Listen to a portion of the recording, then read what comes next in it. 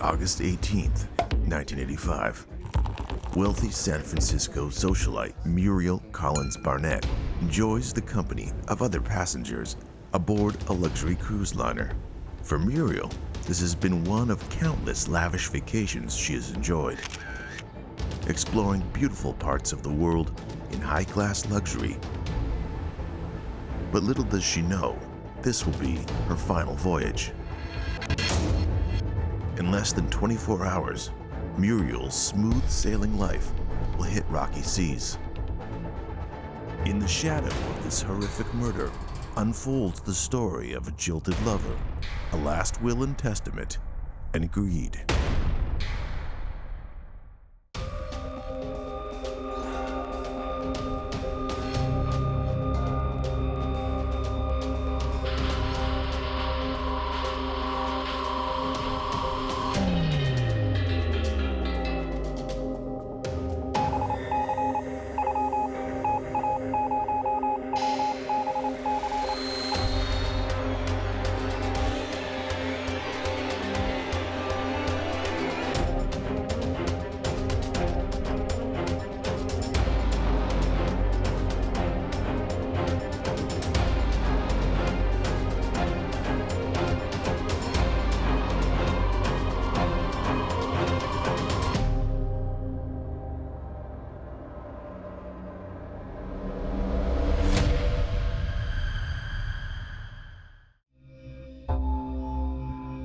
Muriel Collins Barnett is the wealthy widowed heiress of the late San Francisco lawyer Philip Barnett. She resides in an opulent mansion in the upscale San Francisco neighborhood known as Nob Hill. This was a very wealthy couple in San Francisco, Philip and Muriel Barnett. He was a lawyer who became a land developer, and they were rich and snobby. In the 2 years since her husband's death, Muriel has spent a large portion of her time traveling the world with her personal secretary and companion, Robert Frisby. Muriel Collins Barnett is an elderly woman from the San Francisco area. She was married to a wealthy businessman from that area who recently passed away, left her a fairly large sum of money. And since her husband's death, she has enjoyed her life, spending the money that she was left as an inheritance. Robert Frisby was initially hired by the late Philip Barnett and worked as his personal secretary until his death. When Mr. Barnett dies, he leaves his wife $3.7 million, which is more than enough to keep the childless widow comfortable for the rest of her life. On the surface, Robert Frisby was hired by Muriel's husband as a personal assistant. But when Muriel's husband passed, he left a clause in his will that Robert would continue to stay on and work for his wife. Her husband had asked that he stay on and be her personal assistant after his death. So they've become quite close over the years since her husband's passing. He was not just an employee, he was also kind of almost their son. He was their chauffeur, their secretary, the dishwasher, their social convener. Although always a heavy drinker, Frisby begins to drink even more after the passing of Mr. Barnett. He enjoys his time with Muriel. Getting to travel and enjoy the finer things is a plus for him. He's surprised that he is not set free with a legacy endowment from Philip. Instead, Frisby is instructed by Philip Barnett's will to be passed on to continue employment with Mrs. Barnett. This is an ideal situation for a crime novelist. You have these rich socialites. They have more money than they know what to do with, living the dream, traveling all around the world, going to these exotic, beautiful places, and then this man who's almost forced to work for them, being dragged along with them. There's got to be some resentment building there. Muriel is more and more dependent on Frisby as time goes on. After falling and sustaining a minor neck fracture, she relies heavily on him to assist her in her day-to-day needs. Once she's feeling better, Muriel decides to go on a trip, taking Frisbee with her. Muriel even goes as far as making extensive plans for a series of trips where she and Frisbee will travel around the world for more than half the year. But another health setback strikes the pair when Muriel and Frisbee are on tour in Europe. After only 3 weeks abroad, Frisbee suffers 2 grand mal seizures and is hospitalized. The two fly back to San Francisco, where Frisbee is ordered to rest for 6 weeks. He is also prescribed the tranquilizer Librium. Things aren't always smooth once Muriel's husband passes away. It seems that one of them or the other, either Muriel or Robert, is always getting sick or getting injured, and it seems that quite often alcohol plays a role. After he started feeling a little better, they resumed their trip and they continued traveling together. After some rest, Frisbee agrees to join Muriel on a cruise up the Pacific coast. Muriel spares no expense and books the two of them in a premier first-class penthouse cabin. The idea was this might be the last great spectacular cruise, and so she rented the most expensive suite on this cruise ship. It comes with caviar, champagne on ice, a fully stocked bar. This isn't just your average little cabin on a cruise ship. Cruise ships are divided into multiple classes of cabins. The top class of cabin is reserved for ultra elite, very wealthy people. They're very expensive, very opulent, quite large rooms. Although he is impressed with the beauty of the luxury suite, Frisbee's frustrated that Muriel demands he stay in the suite with her rather than have his own quarters. While on the cruise, Muriel and Frisbee make friends with Mr. and Mrs. Bygart, a couple also in the first-class cabin. It becomes customary for the foursome to meet every day before dinner for cocktails and appetizers. Muriel and Robert spent time with people of their own kind on the upper-class decks of the cruise ship. By all accounts, seemed to be quite friendly with one another. On the morning of August 19th, the ship docks in Victoria, British Columbia, Canada. Muriel suggests that the four of them rent a limo and a driver for the day. She wants to take in the beautiful British colonial gardens, the Victorian architecture, hit up shops, and have lunch. Muriel is enjoying a lot of drinks with her lunch. She's laughing and calling out other patrons of the restaurant. She opens her purse and hands a credit card to the waitress and asks her to buy everyone a drink on her.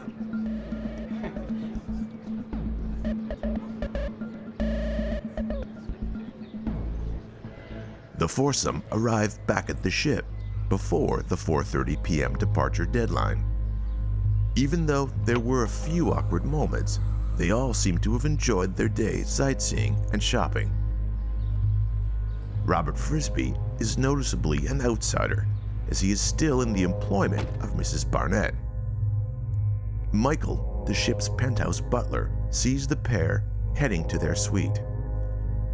He takes the bags from Frisbee as he opens the door to their room. Muriel, still having a great time, twirls by Michael and accidentally drops her purse. A large wad of cash rolls out without her noticing. Michael is surprised at the amount of cash she's carrying around with her, and he's even more surprised that she didn't notice it drop out of her bag. He hands the wad of cash to Muriel, who simply laughs. Frisbee hands her a drink while she smiles and leads Michael out the door.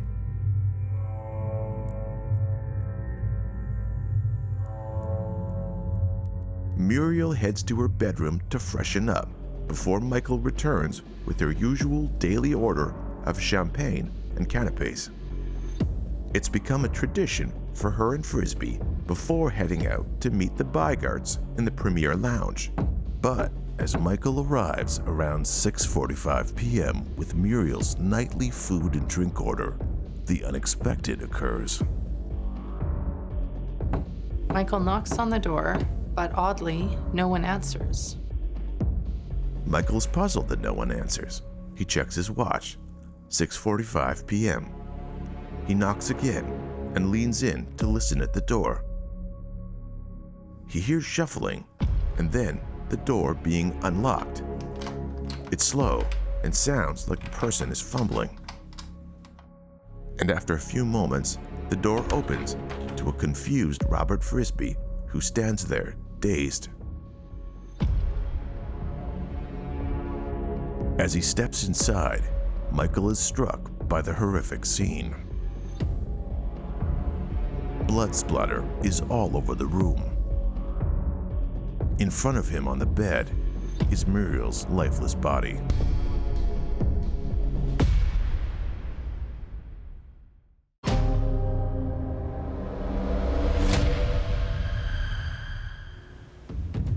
Wealthy San Francisco socialite Muriel Collins Barnett and her companion Robert Frisbee embark on a luxurious cruise.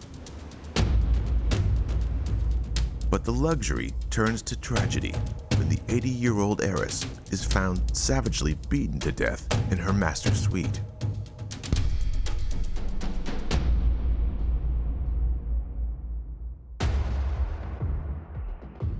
When room service opens the door to deliver their champagne and canapes, they're greeted by Robert. And beyond Robert, he catches a glimpse of Muriel's badly beaten body. This is so strange because in this case, Muriel's body was actually found in her suite. She was crumpled on the bed, lying face down, and had clearly been beaten about the head. There was blood all over the room, on the lampshade, on the curtains. It was quite a grisly crime scene. Michael, the penthouse butler, is horrified by the grisly discovery. He looks to Frisbee, who appears to be in shock also. Michael runs out of the room and yells for help down the hall. Michael returns with two cabin stewards. The young men are also taken aback by the scene. One even checks the body for a pulse, while the other rushes to the phone to call for help. The ship's doctor is alerted and arrives on scene to assist. By now, the commotion has drawn the attention of other passengers.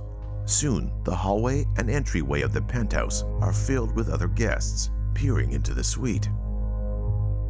Muriel's friends, the Bygards, also hear the commotion from their room down the hall. They're already dressed for the dinner plans that they and Muriel had made earlier. The master bedroom is a grim sight. Muriel is face down and hunched over on the bed. Blood has now pooled around her. The doctor carefully but briefly examines Muriel. Muriel is pronounced dead. The small group of other passengers that formed are shocked. Word of the senseless crime spreads very quickly among the high-end first-class cabins. The ship's captain arrives at approximately 7 p.m. and goes over the scene. It's clear to everyone the injuries she sustained are fatal. She appears to have been bludgeoned in the head. Her forehead is a mess of blood and bone fragments. Injuries caused by blunt force objects are catastrophic, resulting in massive blood loss. They can create huge pools of blood underneath a victim. Blood can be seen sprayed on walls and ceilings. A lot of information can come from just a few drops of blood. Where a person was standing when they were struck, where the person that was doing the striking may have been standing.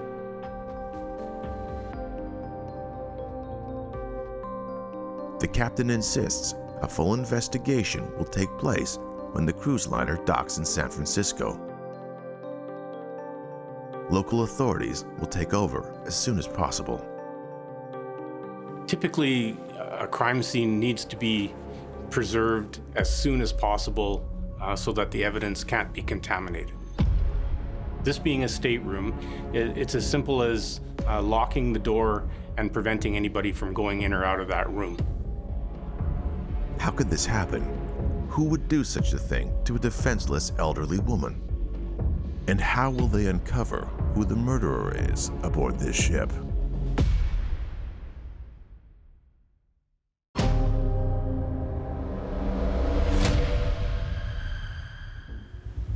Wealthy San Francisco widow Muriel Collins Barnett is on an opulent cruise. The pinnacle of luxury and premier class ticket, she is enjoying the company of her contemporaries, surrounded by beautiful scenery and first-class accommodations. But the breathtaking beauty quickly turns to breathtaking terror. Muriel is found murdered in her luxury suite, bludgeoned and sustaining fatal injuries. Her travel companion, Robert Frisbee, whom she employs, is the first to see her in this state and has no idea what transpired.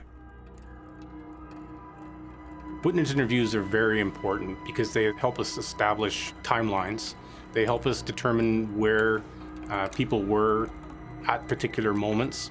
People would have seen each other, and if they're each referring to the other person in their statement, it helps to corroborate what's being said, especially when they're taken independently. Small details in witness statements, not necessarily what they saw, but the peripheral information can all be used to help corroborate their story. The doctor begins the difficult task of gathering any evidence she may find so she can pass it all on to the investigators from the San Francisco PD. The doctor notices how shaken Michael appears and asks if he's all right. Michael becomes flustered and says he really liked Muriel, and this whole thing is so tragic. The first thing Michael tells the doctor is that he had a standing room service order that he delivered daily to Muriel's penthouse. She would have canapes and caviar every evening before heading to have cocktails in the Premier Lounge. He tells the doctor that he usually came between 6:30 p.m. and 6:45 p.m., which was approximately the time it was when he arrived earlier that evening. As for the stewards, they normally come into Muriel's suite when she's at dinner, which is approximately 8 p.m. They had been down the hall in another suite when Michael had come to them seeking help. Muriel had been seen by several crew members carrying big wads of cash, but this cash was still found in a room and nothing else seemed to be missing. This clearly wasn't a robbery. So now suspicion was starting to point towards Robert Frisbee, who was the only other person in the suite at the time. Upon looking in the bathroom, they find blood and a bloody towel in the sink. There also appears to be blood on Frisbee's bathrobe. The doctor asks Frisbee what has happened. Confused and a little disoriented, Frisbee finally says, "I don't know. I was asleep." Frisbee is clearly distraught. The doctor tries to comfort him and asks him what happened before. Frisbee tells the doctor that Muriel had asked him to make up some cocktails for the two of them. The drink is a mix of champagne and vodka or gin. He also admits that he took his prescribed medication, Librium. Librium has several side effects, including drowsiness and confusion. Probably the last thing you want to do when you're on a medication like this is drink.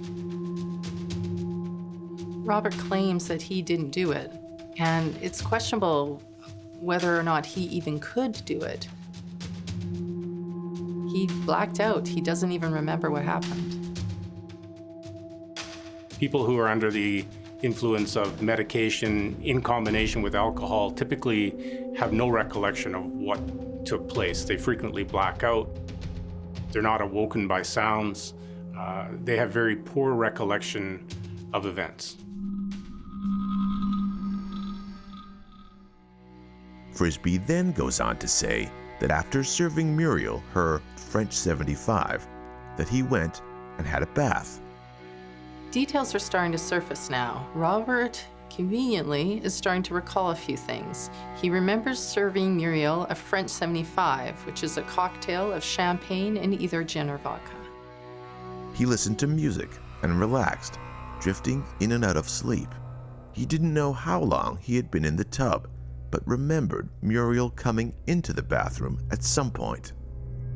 Frisbee said he awoke to the sounds of knocking or soft thuds, but drifted back to sleep. He remembers nothing after that until he heard Michael knocking on the door with caviar.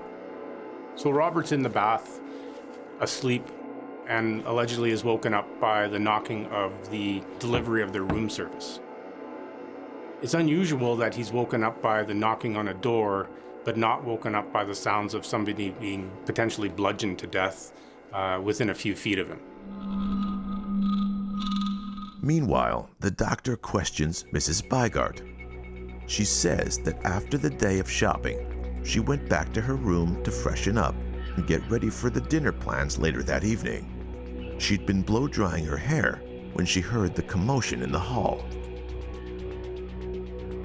Mr. Bygart tells the doctor that he'd gone to the Premier Lounge to check the golf scores and relax while Mrs. Bygart got ready. The scores he wanted weren't available yet, so he went back to his suite.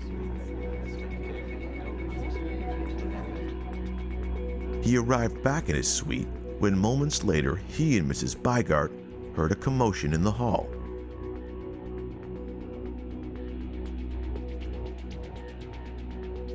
They went to investigate and saw Michael, the butler, running frantically down the hall. The doctor examines Muriel's body a little closer. She believes that Muriel sustained 4 more blunt blows to the forehead, meaning Muriel saw her attacker. She looked into their eyes before succumbing to her injuries. Because the blood has not yet congealed, the doctor believes the attack must have happened shortly before 6:45 p.m.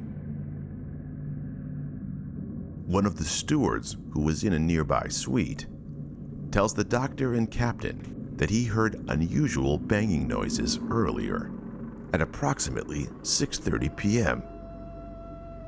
He says he thought they sounded like they were coming from penthouse number 6, Muriel's suite. Shortly after Muriel is pronounced dead, Robert Frisbee makes 2 phone calls, one to London, but doesn't reach anyone, and the other to San Francisco, where he reaches Daniel Kazakis. Daniel Kazakis is Robert Frisbee's lover. This man is left alone all the time in San Francisco while Robert is out traveling with Muriel. So over time, this resentment and tension is built up in the relationship. He liked to call himself the Reverend Dan Kazakis, and he had a mail-order divinity degree and would wander around town wearing a cross big enough you could crucify somebody on. And he was a bit of a racist too. He's an oddball fellow, but they were a couple. Frisbee says only a few words to Kazakis, and then seems to be overcome with emotion. He hangs up and begins to cry. The captain notices that there appears to be blood on both a champagne bottle and a whiskey bottle in the bar cart by the bedroom door. Once the autopsy is done, the medical examiner reveals that Muriel died from blunt force trauma.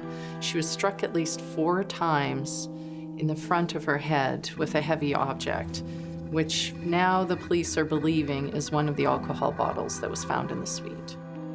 Our blood naturally coagulates, it clots. That's what stops us from bleeding from a small cut after a short period of time. So when you lose blood in large quantities, that same process takes place outside the body. So basically it's the blood becoming gelatinous and drying up. And that helps give an indication as to the time of the occurrence. News of the grisly murder makes its way throughout the luxury ship.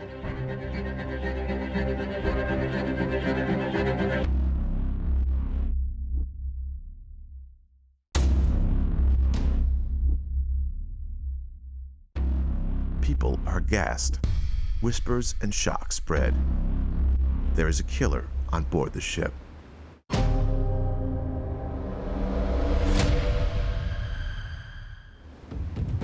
Wealthy San Francisco widow Muriel Collins Barnett likes to enjoy the life of luxury. Living out her golden years traveling the world with companion Robert Frisbee and taking in the sights of the world's most beautiful locations. A picture-perfect vacation for a picture-perfect life. When tragedy strikes, a violent and cold-blooded end to a life of opulence. What could this sweet elderly lady have done to deserve such a vicious end? No police investigation occurs until the luxury cruise liner docks in San Francisco. Inspector Klotz from the San Francisco Police Department arrives. Inspector Klotz and his officers meet with the captain and doctor, who bring him up to speed on the events so far. Inspector Klotz interviews the Beigarts, who talk about the events of the last day they saw Muriel alive. The premier lounge bartender vouches for Mr. Beigart being there during the time of Muriel's murder. He had ordered a drink and was watching sports highlights. Numerous other patrons saw him as well. The two cabin stewards tell Inspector Klotz that they had dropped off fresh towels to Mrs. Beigart right before they began cleaning the suite down the hall from Muriel's penthouse. A chef tells Inspector Klotz that Michael was in the kitchen having a snack and chatting with kitchen staff while he waited for the caviar and canapes for Muriel to be prepared. The investigators determine the small amount of blood on Michael's white glove indeed came from the bedroom door when he opened it as he said, and there's no possible way Michael could be responsible for the murder. They also determine that the weapon or weapons were most likely a full bottle of whiskey and a full bottle of wine.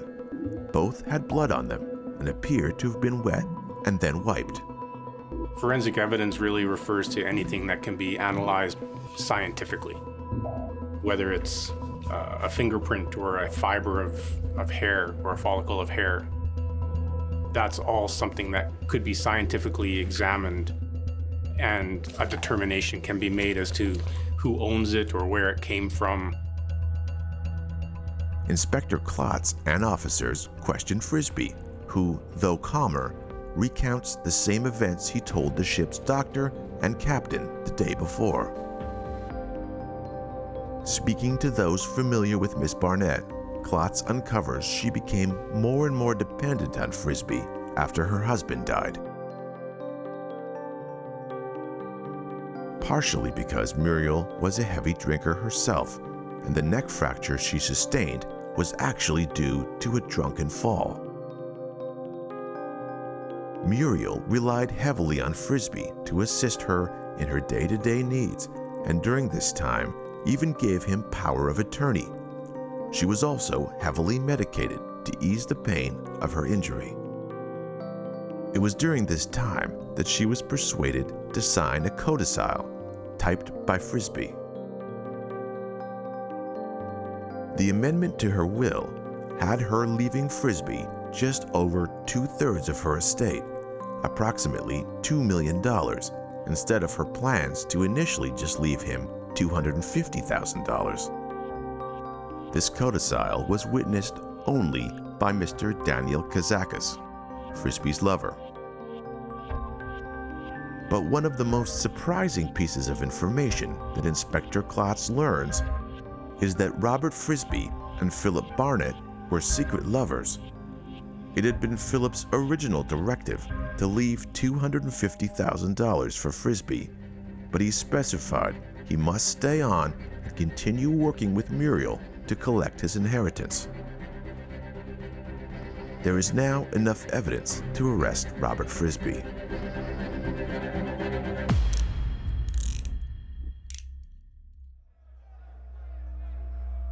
Frisbee is detained for 1 year while he awaits trial. What we know is that Robert and Muriel's late husband had a romantic relationship. Whether or not Muriel knew about it is unknown. Once they get to port, the evidence is so strong against Robert Frisbee that he's arrested. Once Robert is arrested, these troubling details begin to come forward. Primarily, that Robert wasn't just Muriel's husband's personal assistant, they were also lovers. They had a relationship. As he was in his later years, he approached Robert Frisbee and sought a sexual relationship with him. And of course, Frisbee complied. He complied with everything the great man asked for. There was some dispute at the trial as to whether or not that relationship occurred, but the in-house maid, whose name was Connie DeLuca, testified there was no question about it. She'd seen them together. And then there's the will. Now, mysteriously, it's been changed. Unlike Philip's original directive to leave Robert $250,000, which is still pretty generous, now he's being left millions. While in custody, Frisbee spends his time writing a novel he feels will be a bestseller. The book also contains some autobiographical elements of his life. The novel also features odd elements of fantasy. The issue of jurisdiction comes into question just as the U.S. trial is set to begin. They aren't sure if the crime took place in U.S. or Canadian waters. But Muriel's time of death determined the murder to have occurred in Canadian waters. One of the most inconvenient things for investigators about murders on cruise ships is you have to figure out what waters they were on, what territory owns claim to it. And in this case, it turns out the murder didn't happen on American waters, so the trial has to move to Canada. So once the details of the crime became apparent and that the crime occurred off the coast of Canada, it was determined that Canadian law would take precedent and he would be tried under Canadian law. Robert was then extradited to Canada to face murder charges.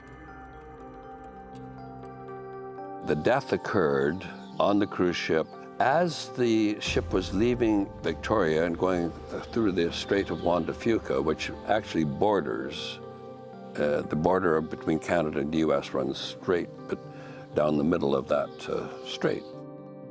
The Americans desperately wanted to prosecute the case in their own jurisdiction because it was a headline grabber. Of course, that became one of our defenses during the trial, that the ship was so close to the border that there was a reasonable doubt. You could not tell which side of the international border. And so, the case is transferred to the Court of Queen's Bench in British Columbia, Canada. Robert Frisbee is extradited to face murder charges.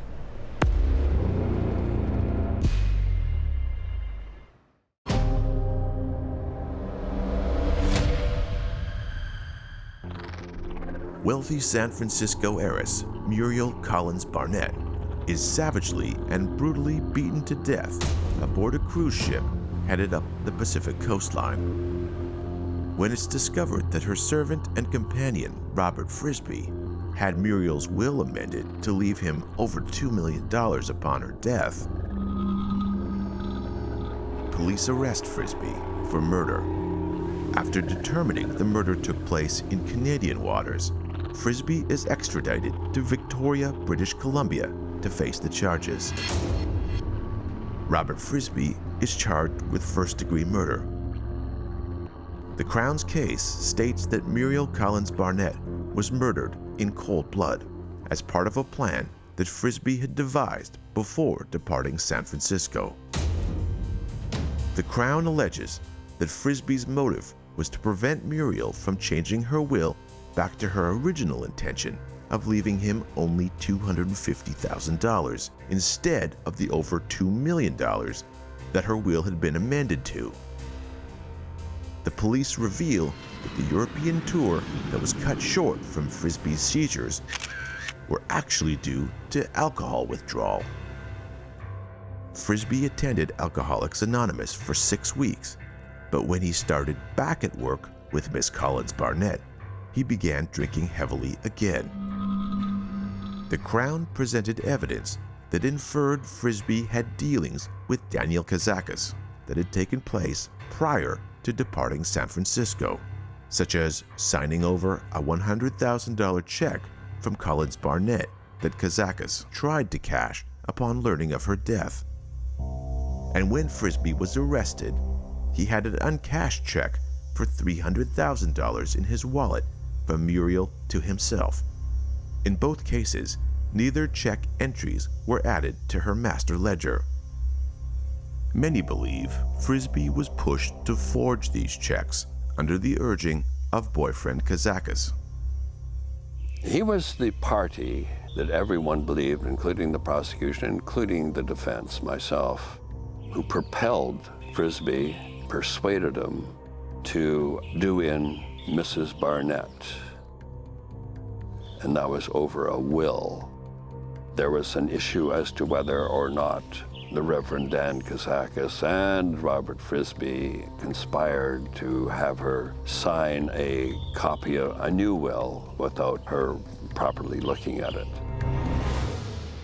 Frisby testifies that both checks were written out and intended as gifts for him in compensation for being away from his boyfriend, Daniel Kazakis, for so long. It was a very large amount, far larger than what he was being paid in salary, so it's very unusual to find this check in his wallet. Muriel had wanted Frisby to travel with her again to London, this time spending nearly half a year with her. Frisby was worried about the long-distance strain on the relationship with Kazakis. Robert was having Muriel sign documents before they left on their trip, some of which she may or may not have understood what she was signing. It now turns out that it may have been a codicil to the will, leaving him more than was actually intended.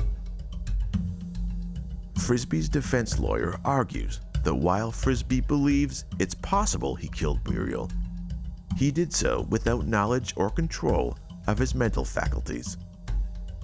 He has no recollection of the event. Frisby's defense attorney has 2 psychiatrists testify that the combination of prolonged alcoholism and the use of the drug Librium mixed with alcohol could possibly produce a blackout in memory.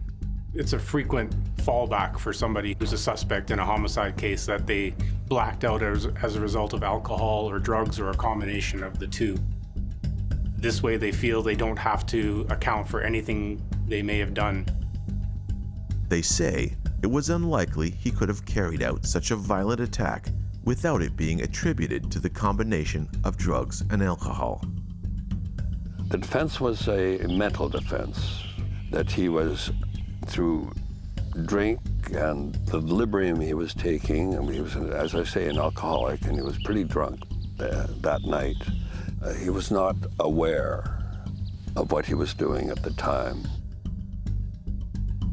Therefore, making it a lesser charge of second-degree murder. Meanwhile, the Crown submits Frisby's manuscript that was written while he was in custody in the U.S.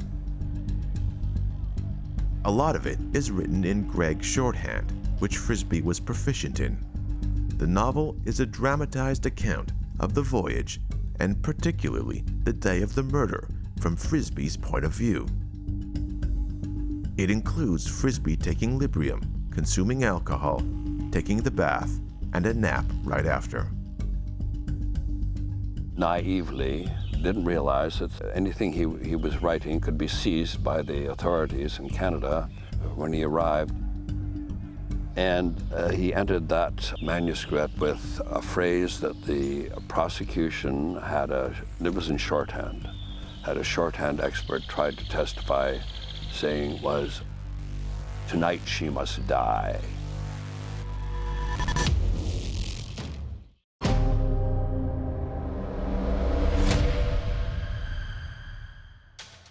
While Robert was in custody awaiting trial, he was writing a novel or a novelette in which he was describing essentially the cruise that he and Muriel had been on. And in this manuscript that he had, it was discovered that he had written in a particular type of shorthand, "Tonight she must die." Now the Crown took that as his indication that this was when he was going to murder Muriel. Robert Frisbee and his lawyer know his credibility is damaged by his inability to answer what the symbols in his manuscript mean. Frisbee asserts that the symbols did not mean "tonight she must die." The defense interviews a Greg shorthand expert. She reads the manuscript and states that she cannot construe exactly what the symbols mean, but gives a few alternatives to their interpretations. She reads it as, "Today she must lie." The Crown Attorney is not buying this alternative interpretation. They assert to the judge and jury that Frisbee's motive for killing Muriel Collins Barnett was purely greed.